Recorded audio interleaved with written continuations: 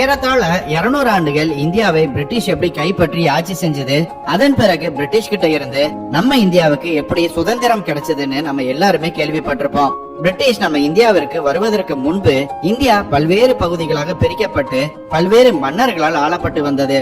ஆனா பிரிட்டிஷ் இந்தியாவிற்கு வருவதற்கு முன்பே சில ஐரோப்பிய நாடுகள் எல்லாம் இந்தியாவுக்குள்ள வந்து தங்களுடைய அதிகாரத்தை செலுத்த முயற்சி செஞ்சிருக்காங்க. குறிப்பா அவங்க ஐரோப்பாவில இருந்து இந்தியாவிற்கு நேரடி கடல் வழியை கண்டுபிடிக்கும் முயற்சியில மிகவும் தீவிரமா ஈடுபட்டுக்கிட்டு இருந்தாங்க. அதை கண்டுபிடிப்பதற்கு ஏராளமான பணம் செலவழிக்கப்பட்டது. நிறைய பேர் தங்களுடைய உயிரையும் விட்டாங்க. வருட கணக்கில் கப்பலில் பயணம் செஞ்சு கடுமையான சவால்களை எதிர்கொண்டாங்க. இது எல்லாமே இந்தியாவில் இருக்கிற ஒரு பொருளுக்காக மட்டுமே. அந்த பொருள் ஒன்னும் தங்கமோ வைரமோ இல்ல, விலை உயர்ந்த பொருளும் கிடையாது. அது ஒரு சாதாரண பொருள். ஆனா ஐரோப்பியர்களுக்கு அப்போ அது ஒரு மிகவும் அத்தியாவசியமான பொருளாக இருந்தது. அப்படி அது என்ன பொருள்? அந்த பொருளை ஐரோப்பாவில் இருந்து நேரடியா இந்தியாவிற்கு வந்து வாங்குவதற்கான கடல் வழியை யார் முதலில் கண்டுபிடிக்கிறாங்கிற போட்டியும் நடந்தது. ஐரோப்பியர்கள் இந்தியாவிற்கு எப்படி வந்தாங்க, அப்படி வந்தவங்க எப்படி கடைசியில இந்தியாவை அடிமைப்படுத்தினாங்கிறத இன்னைக்கு வீடியோல விரிவா பார்ப்போம் வாங்க.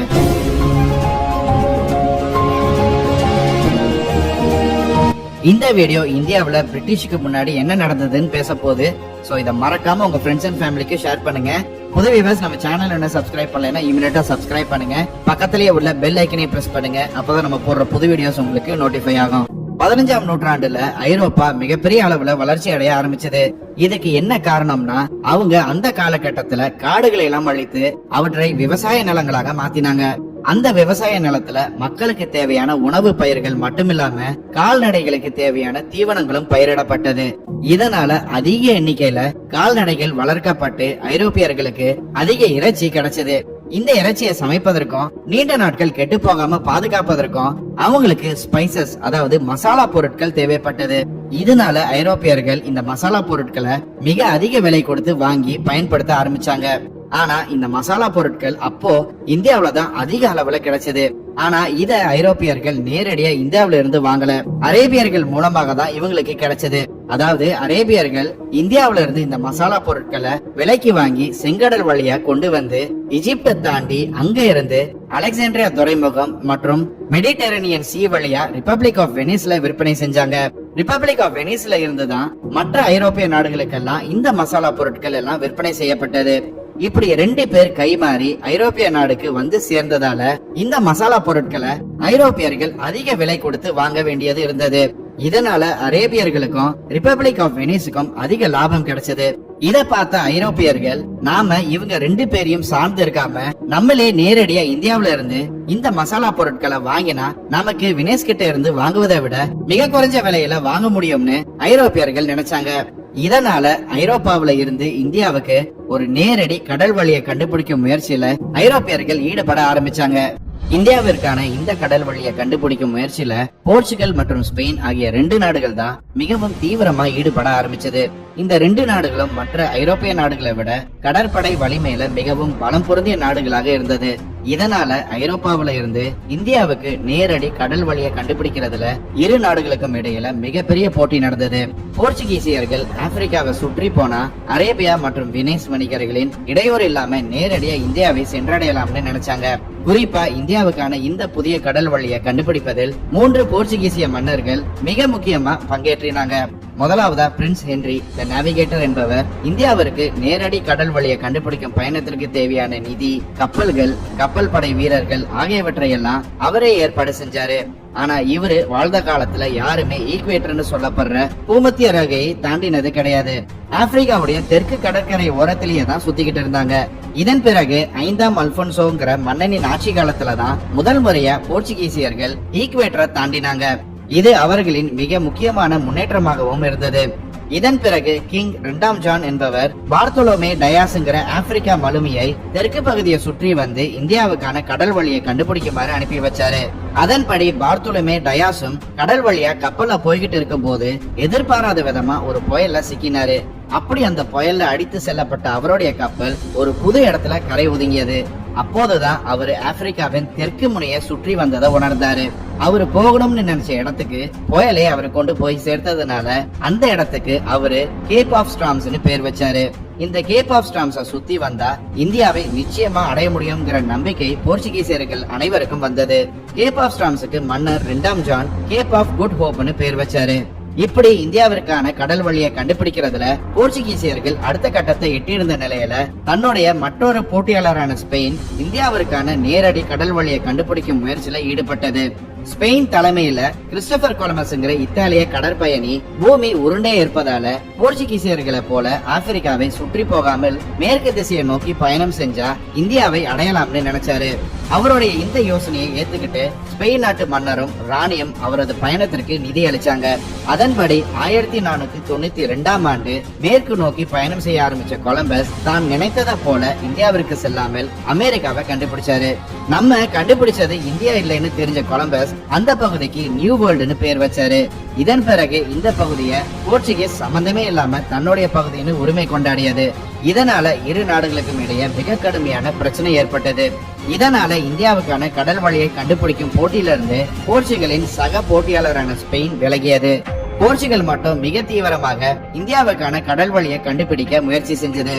அதன்படி 1497ஆம் ஆண்டு மன்னர் 1ஆம் மேனுவல்ங்கிறவர் வாஸ்கோட காமாங்கிற கடற்பயணியிடம் இந்தியாவிற்கான கடல் வழியை கண்டுபிடிக்கும் பொறுப்பை ஒப்படைச்சாரு. அவர் ஏற்கனவே போர்ச்சுகல்னால அனுப்பி வைக்கப்பட்ட தன்னுடைய முன்னோடியான பார்த்தோலவே டயாஸின் கடல் வழியை பின்பற்றி ஆப்பிரிக்காவின் தெற்கு பகுதியில உள்ள கேப் ஆஃப் குட் ஹோப்பை சுற்றி பயணம் செஞ்சாரு. இவருடைய இந்த பயணத்தை தி ஃபர்ஸ்ட் போர்ச்சுகீஸ் அர்மடான்னு வரலாற்றுல அழைக்கப்படுது. இறுதியா அவரு மொசாம்பிக்குங்கிற ஆப்பிரிக்கா துறைமுகத்தை சென்று அடைஞ்சாரு. அங்க ஏராளமான இந்திய கப்பல்களையும் இந்தியாவிற்கு செல்லும் மாலுமிகளையும் பார்த்து அவரு ரொம்ப சந்தோஷப்பட்டாரு. உடனே அங்க இருந்த மாலுமிகளிடம் இந்தியாவிற்கு போகும் வழியை கேட்டாரு. அப்போது அப்துல் மஜீத்ங்கிற இந்திய மாலுமி வாஸ்கோட காமாவுக்கு உதவுவதாக கூறி அவருக்கு வழிகாட்டினாரு. அவருடைய உதவியால 20 மே 1498ஆம் ஆண்டு இந்தியாவின் இன்றைய கேரளா மாநிலத்தில் உள்ள கோழிக்கூட்டுக்கு வந்து சேர்ந்தாரு. இப்படிதான் ஐரோப்பாவில் இருந்து இந்தியாவிற்கான நேரடி கடல் வழிங்கிறது கண்டுபிடிக்கப்பட்டது. மேலும் இதன் மூலமா இந்தியாவுக்கு முதலில் கடல் வழியாக வந்த ஐரோப்பியருங்கிற பெருமையை வாஸ்கோட காமா பெற்றாரு. இவரு கோழிக்கூடு வந்தடைந்த போது அந்த பகுதியை ஜமோரின் ஆஃப் கேலிகட்டுங்கிற மன்னர் ஆண்டு வந்தாரு.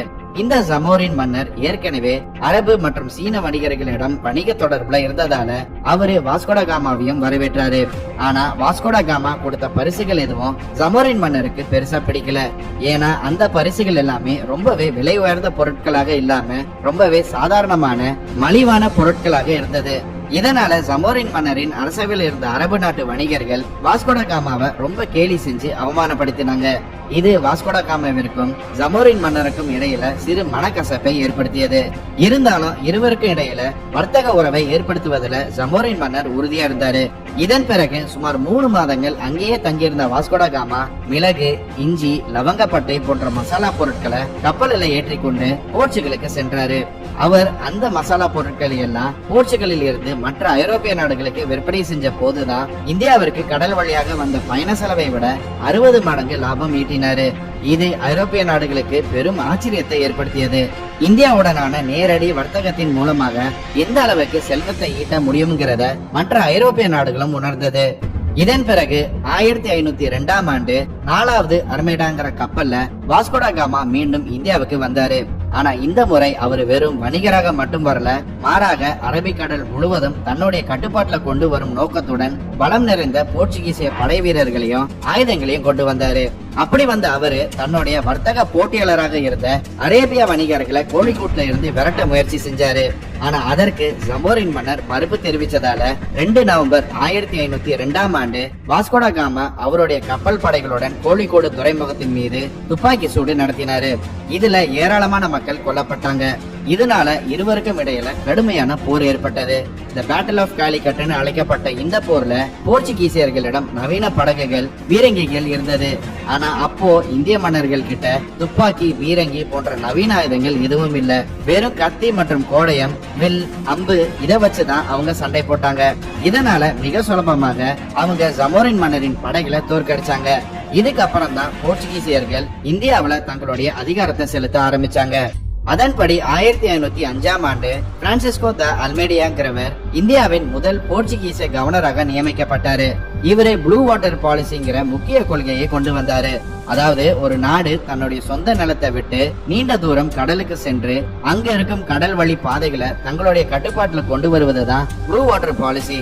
எனவே இந்திய பெருங்கடலில் போர்ச்சுகீஸ் கடற்படையின் ஆதிக்கத்தை நிலைநிறுத்தும் நோக்கத்துடன் தான் இந்த கொள்கையை பிரான்சிஸ்கோ தே அல்மேடியா கொண்டு வந்தாரு. மேலும் இவங்க டாடாஸுங்கிற ட்ரேடு லைசன்ஸையும் அறிமுகப்படுத்தினாங்க. இதன் மூலம் இந்தியா மற்றும் ஆசிய வணிகர்கள் இந்திய பெருங்கடலில் வணிகம் செய்ய போர்ச்சுகீசியர்களிடமிருந்து அனுமதி பெற வேண்டியிருந்தது. முறையான அனுமதி இல்லாத கப்பல்கள் மற்றும் சரக்குகள் போர்ச்சுகீசியர்களால் கைப்பற்றப்பட்டது. பிரான்சிஸ்கோ த அல்மேடியாவிற்கு பிறகு அஃபோன்சோ த அல்புர்குர்கே என்பவர் 1505ஆம் ஆண்டு இந்தியாவின் கவர்னராக இருந்தாரு. இவரு 1510ஆம் ஆண்டு பிஜாப்பூர் சுல்தானிடமிருந்து கோவாவை கைப்பற்றினாரு. இதன் மூலம் அஃபோன்சோ இந்தியாவின் போர்ச்சுகீச ஆட்சியின் உண்மையான நிறுவனர் என்று அழைக்கப்பட்டாரு. இதன் பிறகு ஆரம்பத்தில் கொச்சினாக இருந்த போர்ச்சுகீசியர்களின் தலைநகரம் கோவாவாக மாறியது. தமான், தியூ, சால்கேட், பெசன் போன்ற பகுதிகள் போர்ச்சுகீசியர்களின் கட்டுப்பாட்டுல கொண்டு வரப்பட்டது. தொடர்ந்து 16ஆம் நூற்றாண்டின் இறுதி வரை போர்ச்சுகீசியர்கள் இந்தியாவுல தங்களுடைய அதிகாரத்தை நிலைநிறுத்தினாங்க. ஆனா 17ஆம் நூற்றாண்டுக்கு பிறகு அவங்களுடைய ஆதிக்கம் மெல்ல மெல்ல குறைய தொடங்கியது. அவங்க கைப்பற்றிய பகுதிகள் எல்லாம் கொஞ்சம் கொஞ்சமா அவங்க இழக்க தொடங்கினாங்க. ஏன்னா 1531ஆம் ஆண்டு முகலாய பேரரசர் ஷாஜஹானின் படைத்தளபதி கசீம் கானிடம் போர்ச்சுகீசியர்கள் ஹூக்ளி பகுதியை அளந்தாங்க.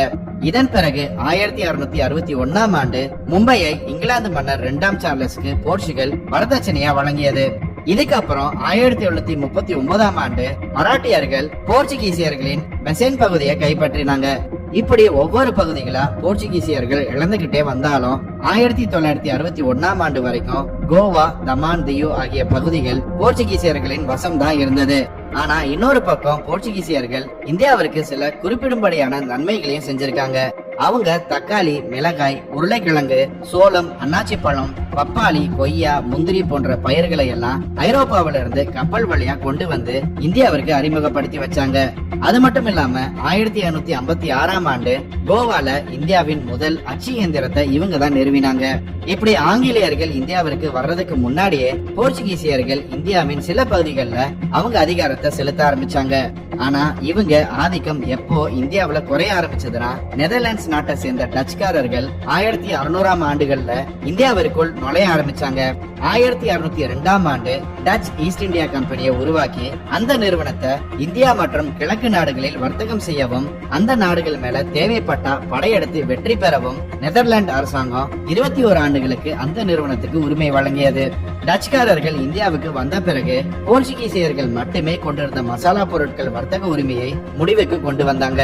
அவங்க தங்களுடைய முதல் தொழிற்சாலையை 1605ஆம் ஆண்டு ஆந்திர பிரதேசின் மசூலிப்பட்டினத்துல நிறுவினாங்க. இதன் பிறகு புலிகாட், சூரத், பாட்னா போன்ற இடங்களில் எல்லாம் தொழிற்சாலைகளை நிறுவி தங்களுடைய வணிகத்தை விரிவுபடுத்தினாங்க. காரைக்கால், நாகப்பட்டினம், புலிகாட் போன்ற தமிழ்நாட்டு பகுதிகள் இவங்களுடைய முக்கிய வணிக தலங்களாக இருந்தது. 17ஆம் நூற்றாண்டில் டச்சுக்காரர்கள் இந்தியாவிலிருந்து வரும் மசாலா பொருட்கள் வர்த்தகத்துல ஆதிக்கம் செலுத்தியது மட்டும் இல்லாம பருத்தி, பட்டு போன்ற பொருட்களையும் இந்தியாவிலிருந்து ஏற்றுமதி செஞ்சாங்க. போர்ச்சுகீஸ் மற்றும் டச் இந்தியாவில வணிகம் செஞ்சு அதிக லாபம் ஈட்டியதை பார்த்த பிரிட்டிஷ் அவங்களும் இந்தியாவில வணிகம் செய்யணும்னு ஆசை வந்தது. இதனால 1600ஆம் ஆண்டு மர்ச்சன்ட் அட்வென்ச்சர்ஸ்ங்கிற இங்கிலாந்தின் வணிக குழுவினர் the governor and company of merchants of London trading into the East இண்டீஸ்ங்கிற நிறுவனத்தை தொடங்கினாங்க. இதுதான் பின் நாட்களில் ஈஸ்ட் இந்தியா கம்பெனின்னு அழைக்கப்பட்டது. இந்த நிறுவனத்திற்கு இங்கிலாந்து ராணி 1ஆம் எலிசபெத் ஆசியாவில வணிகம் செய்வதற்கான முழு உரிமையையும் வழங்கினாரு. முதல்ல இந்தியாவின் முக்கிய வணிக நகரமான சூரத்தில் ஒரு தொழிற்சாலை அமைக்க விரும்பியது ஈஸ்ட் இந்தியா கம்பெனி. அப்போ ஆட்சியில இருந்த முகலாய மன்னர் ஜஹாங்கீர் கிட்ட அனுமதி கேட்டாங்க. ஆனா அப்போது இந்தியாவுல வணிகம் செஞ்சுக்கிட்டு இருந்த போர்ச்சுகீசியர்கள் இதை தடுத்து நிறுத்தினாங்க. பிறகு 1611ஆம் ஆண்டு போர்ச்சுகீசியர்களுக்கும் கிழக்கிந்திய கம்பெனிக்கும் நடந்த போர்ல போர்ச்சுகீசியர்கள் படுதோல்வி அடைஞ்சாங்க. பிரிட்டிஷ் ஈஸ்ட் இந்தியா கம்பெனியின் வெற்றியால் ஈர்க்கப்பட்ட ஜஹாங்கீர் 1613ஆம் ஆண்டு சூரத் நகரில் தனது முதல் தொழிற்சாலையை அமைக்க ஈஸ்ட் இந்தியா கம்பெனிக்கு அனுமதி கொடுத்தாரு. இதன் பிறகு சர் தாமஸ் ரோங்கிற ஆங்கிலேய தூதர் இந்தியா வந்து ஆக்ரா, அகமதாபாத் உள்ளிட்ட நகரங்களை அமைக்க அனுமதி பெற்றாரு. அதே சமயம் அவங்க தென்னிந்தியாவிலும் கிழக்கிலும் தன்னுடைய பகுதியை விரிவுபடுத்தினாங்க. 1639ஆம் ஆண்டு சென்னை நகரை உருவாக்கி அங்க புனித ஜார்ஜ் கோட்டையை கட்டினாங்க. 1651ஆம் ஆண்டு வங்காளத்திலையும் தொழிற்சாலைகள் அமைச்சாங்க. வங்காளம் பிரிட்டிஷ் ஈஸ்ட் இந்தியா கம்பெனிக்கு மிகவும் முக்கியமான நகரமாக இருந்தது. மேலும் 1698ஆம் ஆண்டு 3 கிராமங்களை விலைக்கு வாங்கி கல்கத்தா நகரத்தை உருவாக்கினாங்க. இப்படி மெட்ராஸ், கல்கத்தான்னு இந்தியாவின் முக்கிய நகரங்களில் தங்களுடைய வர்த்தக மையங்களை நிறுவிய பிறகு அவற்றை படிப்படியா உயரமான சுவர்கள் எழுப்பி பீரங்கிகள் மூலம் பாதுகாத்தாங்க. இதன் பிறகு 1717ஆம் ஆண்டு முகலாய பேரரசர் பருக்குசியர் கிழக்கிந்திய கம்பெனிக்கு சுங்க வரி இல்லாமல் வணிகம் செய்யவும் தங்களது சொந்த நாணயங்களை அச்சிடவும் அனுமதி வழங்கினாரு. பிரிட்டிஷ் ஈஸ்ட் இந்தியா கம்பெனியின் வருகைக்கு பிறகு 1616ஆம் ஆண்டு டென்மார்க்கின் டானிஷ் ஈஸ்ட் இந்தியா கம்பெனி இந்தியாவிற்கு வணிகம் செய்வதற்காக வந்தது. இந்த நிறுவனம் 1620ஆம் ஆண்டு தமிழ்நாட்டின் தாரங்கபாடியிலும் 1676ல வங்காளத்தின் செரம்பூர் பகுதியிலும் தங்களுடைய தொழிற்சாலைகளை நிறுவியது.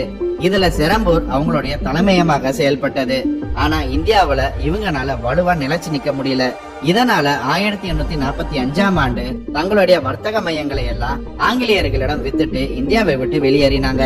இதுக்கப்புறம் 1664ஆம் ஆண்டு பிரெஞ்சு கிழக்கிந்திய கம்பெனி நிறுவப்பட்டு 1668ஆம் ஆண்டு சூரத் நகரில் அவங்களுடைய முதல் தொழிற்சாலையை நிறுவினாங்க. அதன் பிறகு 1669ஆம் ஆண்டு கோல்கண்டா சுல்தானின் உதவியுடன் தனது 2வது தொழிற்சாலையை மசுனை பட்டணத்துல நிறுவினாங்க.